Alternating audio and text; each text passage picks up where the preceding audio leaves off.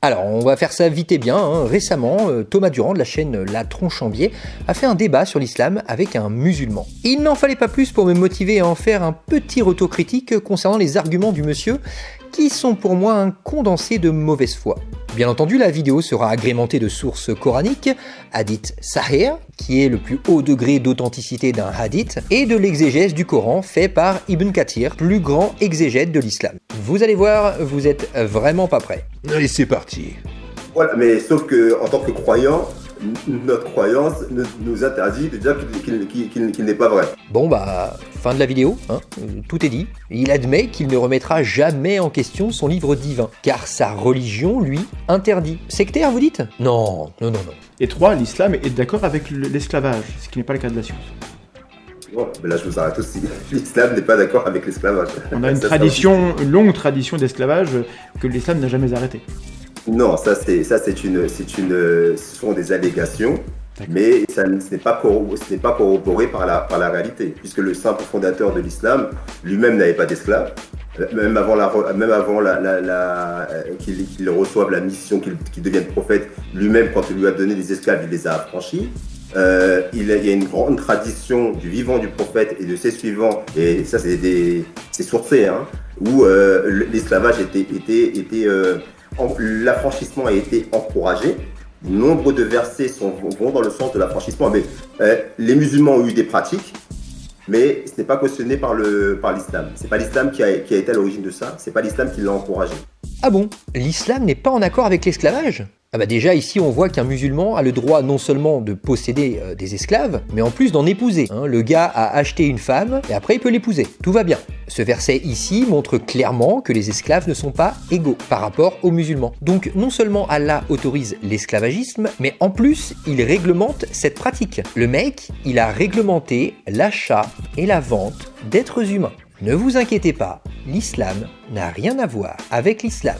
Il n'y a que ce verset qui parle d'affranchissement. Mais aucune obligation ici. Et l'affranchissement n'est pas décidé par l'esclave, mais bien par le maître, uniquement s'il reconnaît du bien en eux. Par exemple, si un musulman a 10 esclaves et qu'il décide d'en affranchir 4, eh bien pour Allah, un musulman qui a 6 esclaves est un bon musulman. Il ira au paradis. Bah oui, attends, il vient de libérer 4 esclaves, quand même. Il est gentil, hein. Et en plus, l'exégèse d'Ibn Kathir, un des plus grands exégètes de l'islam, précise clairement que l'esclave doit payer une taxe pour être libre. Et je ne vous parle même pas du prophète qui lui-même avait des esclaves, hein, comme on peut le voir ici dans ces hadiths sahih. Pour résumer, Allah n'a jamais aboli l'esclavagisme. Pourtant, ça aurait été simple hein, d'écrire dans le Coran « L'esclavagisme, c'est-à-dire le fait d'acheter ou de vendre des êtres humains, est interdit, car c'est une pratique scandaleuse, intolérable et inhumaine. » Mais non, hein, malheureusement, il a oublié d'écrire ça. C'est pas de chance, hein. Ce sont de simples êtres humains imparfaits qui ont eu la bonne idée d'abolir l'esclavagisme. Mais alors, l'idée que dans le texte c'est écrit que je te fais à partir d'argile et Ève, je la fais à partir de tes côtes, là, il faut prendre ça d'un point de vue métaphorique. C'est pas ce que j'ai dit, c'est un Coran. Ça, c'est ce que dit la Bible. D'accord, mais... La Bible le Coran ne dit pas ça. Il dit que l'homme a été créé à partir du nafs et wahida. Et nafs et wahida, ça peut être traduit par une cellule mère. Ah bon? Bah c'est étrange parce que toutes les traductions du monde entier l'ont traduit comme étant un extrait d'argile. Même Ibn Kathir le confirme. Donc, selon lui, ça veut dire que tous les traducteurs du monde se trompent sur la traduction, aucune correction n'est jamais apportée, mais par contre, lui là, il a raison. Ok, mais... Source? Vitel? Evian? Je comprends la dissonance cognitive, hein, tout ça, mais à un moment, faut arrêter la mauvaise foi, faut assumer. Allez, suivant. Pour ma part, la religion qui s'accorde le plus à la réalité, c'est celle de l'islam. J'y crois, parce que d'après un cheminement personnel, individuel, spirituel, moral, où j'ai pu aussi analyser la vie de la personne qui dit avoir reçu cette révélation, ses qualités morales, spirituelles, son attitude, son comportement vis-à-vis d'autrui, vis-à-vis de son voisinage, vis-à-vis de ses semblables, vis-à-vis de ceux qui ne l'aiment pas. Tout un tas de paramètres qui ont fait que je me suis dit, cette personne-là, son attitude, son comportement, j'aimerais bien lui ressembler. Ah mince! Ah, il aimerait ressembler à un mec qui pratiquait l'esclavagisme? Un mec qui s'est marié à une gamine de 6 ans et qui avait des tendances incestueuses? Oui, il a enfoncé sa langue dans la bouche de son petit-fils. Hein. Mais encore une fois, rassurez-vous les amis, l'islam n'a rien à voir avec l'islam. Suivant! Donc maintenant, qu'est-ce que dit le Coran? Il dit, je suis un livre qui s'adresse à toutes ces personnes. Que vous soyez quelqu'un avec relativement simple ou que vous ayez un QI hyper développé, vous ne serez pas agressé par ce livre parce qu'il peut vous parler à vous aussi. Ah bah ça c'est bien, hein, comme ça n'importe quel être humain peut comprendre simplement le message de Dieu. Ça c'est plutôt pratique hein, pour un message universel et intemporel. Chaque peuple et chaque civilisation a ses hauts et a ses bas, à sa grandeur et sa décadence. Du moment où la compréhension de la religion n'est pas bonne, et que la religion surtout est instrumentalisée, et c'est pas seulement le propre de l'islam, et qu'on fait dire ce qu'on veut au texte à la lumière de notre compréhension tribale, coutumière, complètement traditionnelle, qui n'ont rien à voir avec l'exemple du fondateur de l'islam, dont l'exemple est présent dans les sources islamiques et qu'on peut retrouver, eh bien forcément on en vient à cette ersatz, à cette parodie de l'islam que vous avez dans les pays musulmans. Ça c'est pas une preuve. Donc là, d'après lui, tous les pays musulmans qui sont des pays où résident les plus grands théologiens islamiques, où ces gens-là parlent l'arabe depuis toujours, eh ben eux, ils se trompent. Par contre, ce sont les musulmans occidentaux, hein, comme ce monsieur-là, avec leur morale et leurs valeurs d'occidentaux, bien à l'abri des pays musulmans, qui eux connaissent bien mieux la signification du Coran. Ouais, pourquoi pas. Ouais. Le Coran est un livre parfait. Oui, mais les hommes sont imparfaits, c'est pour ça qu'ils le comprennent mal. D'accord, oui.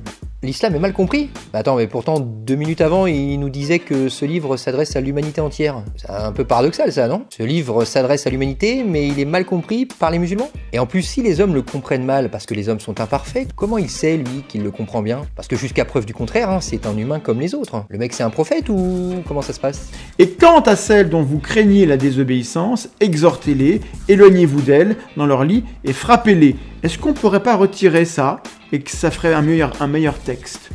Et frappez-les.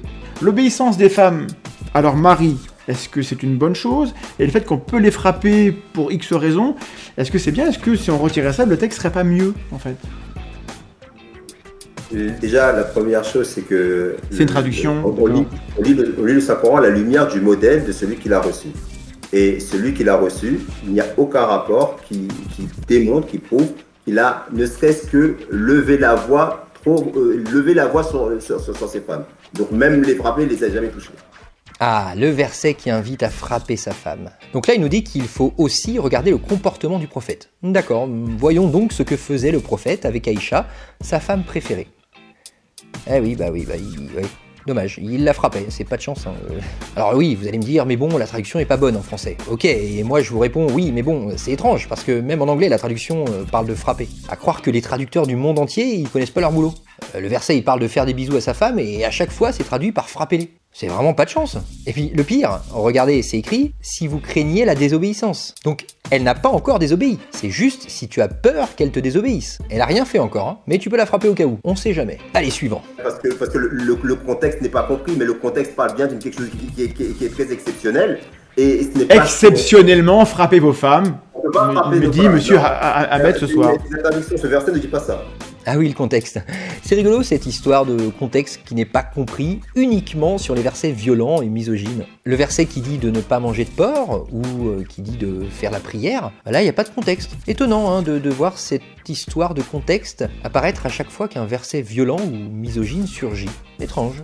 Le saint prophète Mohammed a été acculé à la Mecque, il a été persécuté pendant 13 ans et non content de lui avoir fait subir toutes ces persécutions, au moment où il décide de partir et qu'il dit c'est bon, vous ne voulez pas m'écouter, je m'exile. Eh bien ils ont été le chercher jusque dans son exil pour lui imposer la guerre et faire la guerre contre lui. C'était une guerre défensive. Alors là, à l'écouter, on croirait que le prophète c'était un pauvre mec super sympa qui voulait envahir personne et qui faisait que se défendre. Hein. On dirait une victime le mec. C'était le souffre-douleur du Moyen-Orient ou quoi? La réalité, c'est que l'histoire, à cette époque-là, montre que ce prophète a quand même envahi pas mal de territoires. Hein. Genre le mec, il voulait pas faire la guerre, mais par inadvertance, il a envahi des dizaines de territoires. Il a pas fait exprès. C'est pas de chance, hein, encore une fois. Par exemple, il y a un verset qui dit « Celui qui tue l'humanité, c'est comme s'il avait tué l'humanité tout entière. » Ok ? Alors là, c'est intéressant, parce qu'il oublie un petit détail de ce verset. C'est fort dommage. La notion de corruption. Pour Allah, la corruption, c'est dire à haute voix que Dieu n'existe pas. La corruption, c'est avoir des rapports sexuels entre personnes du même sexe. La corruption, c'est quitter l'islam. La corruption, comme le précise Ibn Kathir dans son exégèse, c'est ne plus croire. Ceux qui mécroient méritent la mort. C'est écrit. Et alors quand on lit le verset juste après, là c'est pire que tout, hein. On est carrément sur de la torture, mais bon, c'est sûrement un problème de traduction, rassurez-vous, hein. L'islam n'a rien à voir avec l'islam. C'est quoi la position? Parce qu'il y a différentes positions sur l'apostasie, c'est quand même très très mal vu. Dans le Coran, j'ai pas de référence sous les yeux, donc je pourrais me dire que je me trompe. Il me semble que la punition pour l'apostasie, c'est la mort. Dans quelle mesure est-ce que ça, c'est un truc qui pourrait être abrogé ou pas? Le Saint-Coran ne dit pas du tout ça. En effet, le Coran ne mentionne pas la peine de mort pour apostasie. Mais les hadiths sahih, eux, sont sans aucune ambiguïté. Et comme par hasard, encore une fois, c'est vraiment pas de chance, hein, les pays qui punissent l'apostasie de peine de mort sont musulmans. Ah, c'est dingue, hein, tous ces pays musulmans qui ne comprennent rien à leur religion. Ah, c'est vraiment incroyable, hein, c'est... Vraiment, vous avez pas de chance, hein.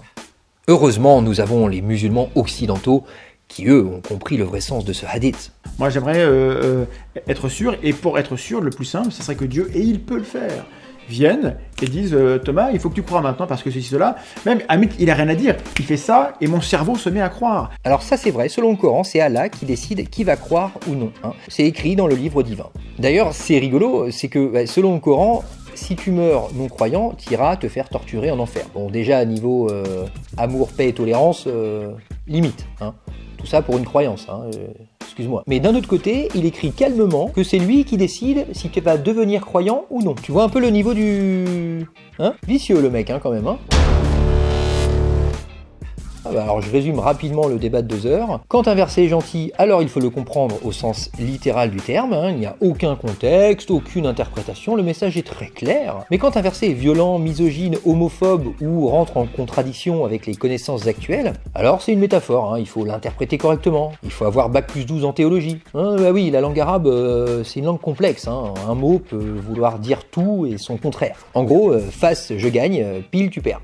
Allez, ciao.